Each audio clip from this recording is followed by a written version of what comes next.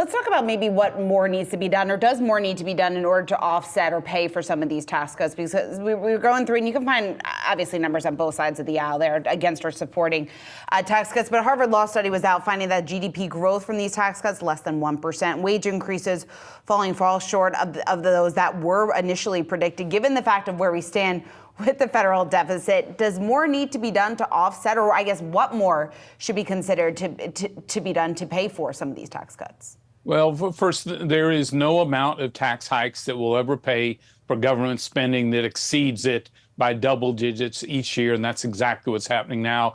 The Tax Cuts and Jobs Act in 2017, over 70% of it was paid for on the day the president signed it, because we made $4 trillion of reforms to help offset it. Since then, we've had record revenues, both from individuals. Certainly the corporate revenues this year, I think, are the highest percentage in the U.S. history. So in fact, we're gaining more revenue at a 21% corporate rate than projected at 35%. So those tax cuts grew revenue in a big way. The short answer is I expect Congress will have to find ways to offset some or good portions of those tax cuts. Certainly deficits have increased a great deal since 2017. It is a bigger issue, I think, certainly for Republicans in Congress.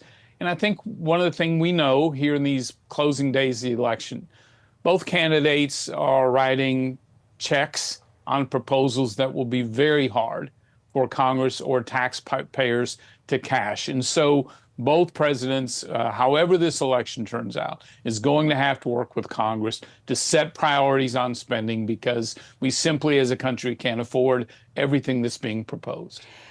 Kevin, your work that you're doing right now that Maddie mentioned at the top there, the Alliance for Competitive Taxation, those members include Cisco, Google, Boeing, just to name a few. What is the top issue that you're hearing from those business leaders when it comes to taxes? Yeah, so certainly it is growth, competitiveness, and innovation. The current tax, the new reforms we did, leapfrogged us in competitiveness in a big way. It incentivized innovation, because the country that wins the innovation race really wins the future in a big way. And then, of course, it's really paychecks. I think we get a lot of these questions because the corporate rate drove the 3 highest years of real wage growth for workers than we've ever recorded. And driving the corporate rate to 28% would put us at a severe disadvantage to China, to most of our competitors. But a new study by ACT shows that a good portion of that tax hike lands on workers in paychecks. In fact, on average, a $600 loss in wages if you raise the corporate rate to 28%. The battleground states like Ohio, up to $2.5 billion a year in lost wages. Pennsylvania, even more, $3 billion. So businesses are concerned about hiking the rate so high that we lose jobs, we can't compete, can't invest here in the United States, and the workers bear the brunt. Congressman, the Harvard study does sort of refute the idea that those tax cuts do come through into the form of wages. So I'm curious then, what is a corporate tax rate that you would be comfortable with? Can you give me a number? Yeah, so I think that we've got the exact rate today. It is right in the middle pack of our competitors. It's modernized, so we are exceeding it. And I'll tell you, the Harvard study, I think, conflicts with the government's own data that shows how fast and how high real wages grew in 2018, 2019, and 2020. Congressman, let's talk tariffs real quick. You've been critical of them in the past. We've seen Trump double down. He's floated extremely high tariffs, 10% across the board, 60% on Chinese goods. How problematic do you see that potentially being for the economy?